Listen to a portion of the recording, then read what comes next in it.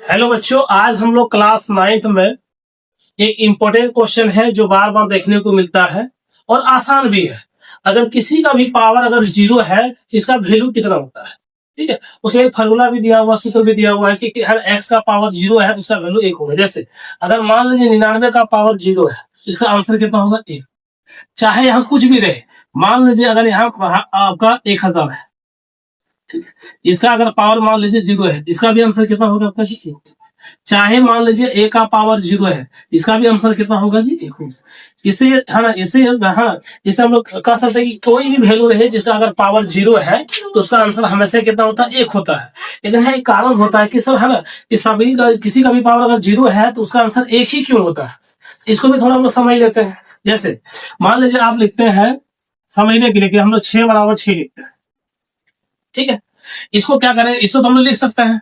इसको हम लोग क्या करेंगे कि 6 को 6 से भाग देते हैं, इधर भी हम लोग क्या करते हैं 6 को 6 से भाग देते हैं। ठीक है, अब यहाँ याद रखिएगा इसका पावर कितना है, इसका 1 है, यहाँ भी इसका पावर कितना है? 1 है। तो आपको पता है कि है ना, अगर मान लीजिए है ना कोई भी चीज अगर मान लीजिए बट्टा में है तो इसका जो है ना पावर होता है वो घटता है। तो यहाँ 6 का पावर कितना हो जाएगा? 1 माइनस 1। और यहाँ क्या हो जाएगा? 6 से 6 कट जाएगा, 1/1 हो जाएगा। तो इधर आप क्या कर लिख सकते हैं? 1/1 लिख सकते हैं। अब यहाँ क्या हो जाएगा कि 6 का पावर अगर 1 में 1 चल गया कितना आया जी? 0। और अब 1 को जब 1 से भाग दीजिएगा कितना आता है आपका जी? 1 आता है। तो ऐसे जब हम यहाँ पे वैल्यू पुट किए तो यहाँ से हमको दिखाई पड़ गया कि अगर हम लोग है ना किसी का भी वैल्यू अगर पावर अगर 0 है तो उसका आंसर हमेशा कितना आता है जी? 1 आता है। इसलिए किसी का भी पावर अगर आपको दिखाई देता है शून्य तो उसका हमेशा याद रखिएगा आंसर कितना होगा? 1 होगा।